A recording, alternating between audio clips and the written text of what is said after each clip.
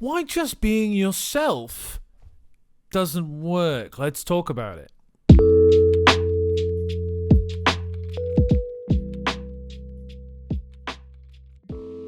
Hello, wonderful people. Thunderhawk Coaching Will here today with another video. Today we're going to talk about why just being yourself doesn't work. So this is like really common advice I see for people, especially in the dating sphere, right? If you want to get a partner, just be yourself. It'll all work out. They'll love you if you're open and authentic. And I guess initially what I want to do is like dig into kind of like what that advice, how I take it, is trying to say. So it's saying like, don't be inauthentic and be someone you aren't, which I think is important and valuable, and I agree with that in a sense. But I guess the real challenge with that is that when we initially meet somebody, in my opinion, as we all naturally want to do, we want to display our best characteristics. Right? We want to go, hey, this is like why you should hang out with me. It's kind of what we're all subconsciously saying in those initial interactions. And we need to like communicate, first impressions are really important. So we need to like communicate what we're about succinctly and from like a value basis, in my opinion. But also there are like some like important like caveats. I don't think, especially for neurodiverse people, like it isn't made obvious.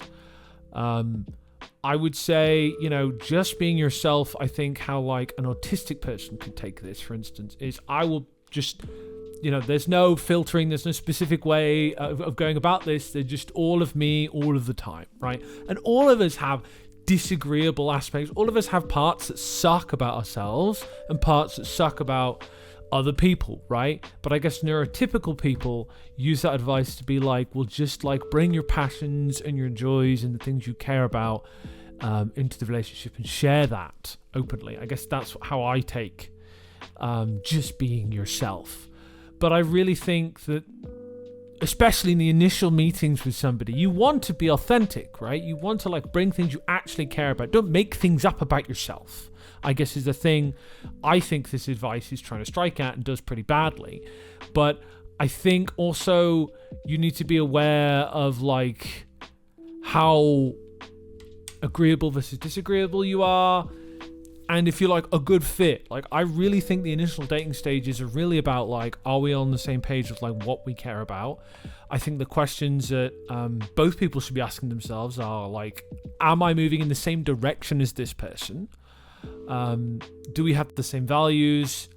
Are they fun? Are they funny? Are they like interesting? Are they passionate? Are they engaged?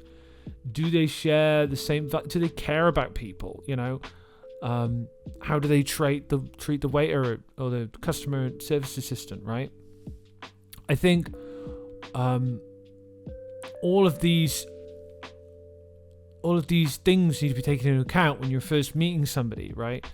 So just being yourself isn't like the full picture of it, because like if you're autistic or neurodiverse, which is kind of what this video is pointed at, being yourself could result in you like forgetting other people exist. So I don't know if you guys have heard of this idea of the theory of mind, right? So people who are autistic especially really struggle to understand different points of view and different perspectives, and are quite black and white in how things are.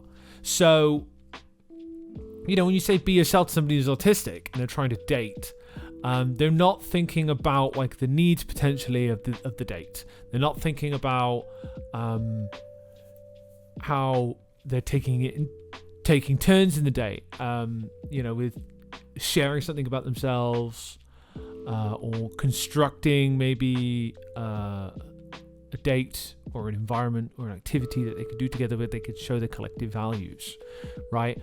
And all of this to say, don't just be yourself, be the best version of yourself that you wish you could be with your date, that aligns with your values and what you care about.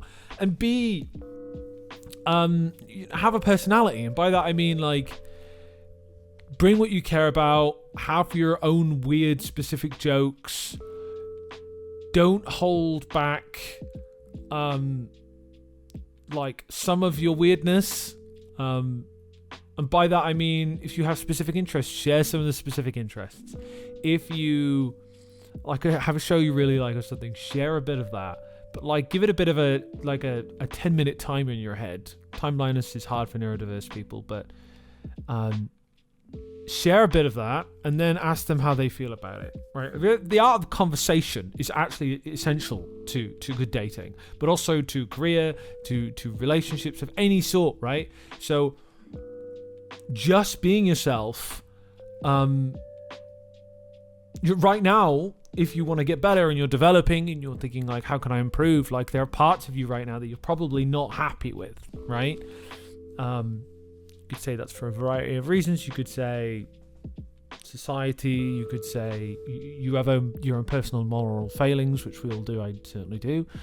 But we need to keep in mind that I think when we enter a relationship, we want to be better, right? Because we want our lives to be enriched by the other person. We want to, in my opinion, this is the foundation to set up a positive relationship. What can I give to them and help them, but also bring my personality and inject that in that. And that balance is really hard to strike. So if, for instance, you don't have a ton you're passionate about at the moment for whatever reason, it can be easy to get like swept up in a relationship or not have anything that can attract other people to you. So in my opinion, like something that's really charismatic is somebody having opinions that they really care about and sharing it in a compassionate way. So I think a lot of people value consideration, conscientiousness, and compassion, but also the ability to have an opinion, to have an agenda, to have something that they want to push forward. And I guess when I see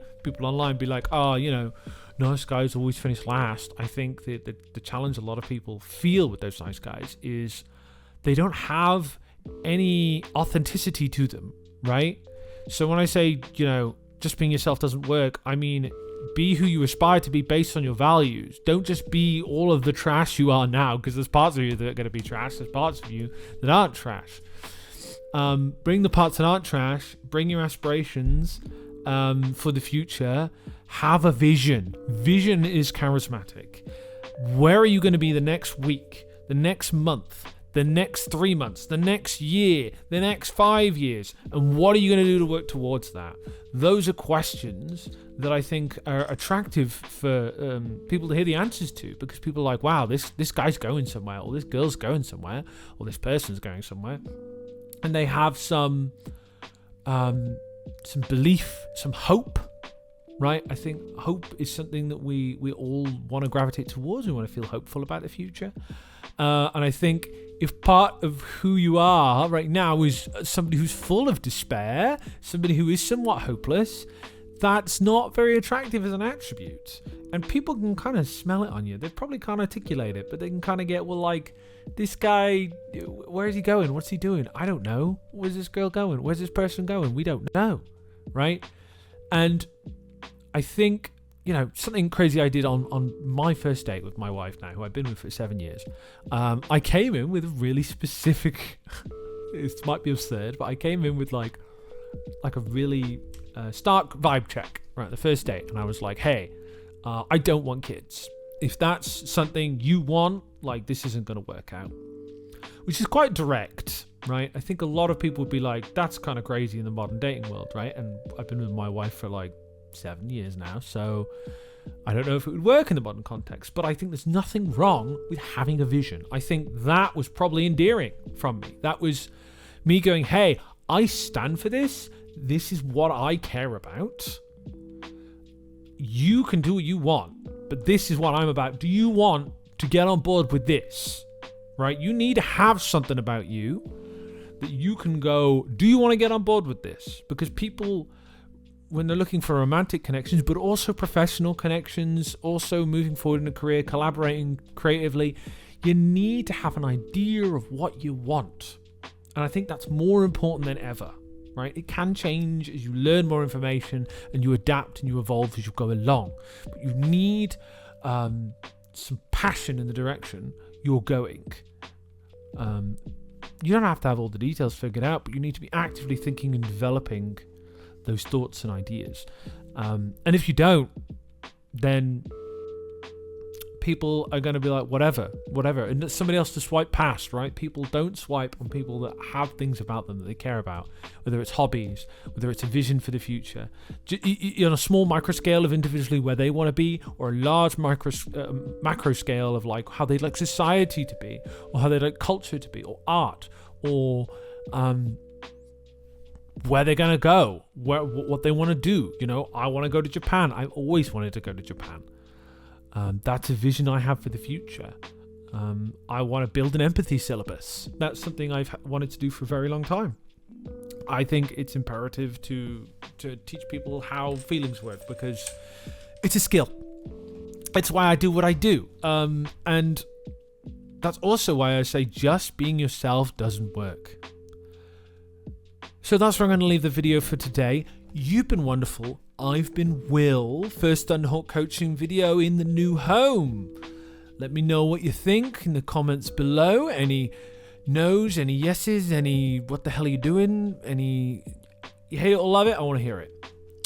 So hit the subscribe button, hit the like button. You've been wonderful. I've been Will. See you in the next video. Bye-bye.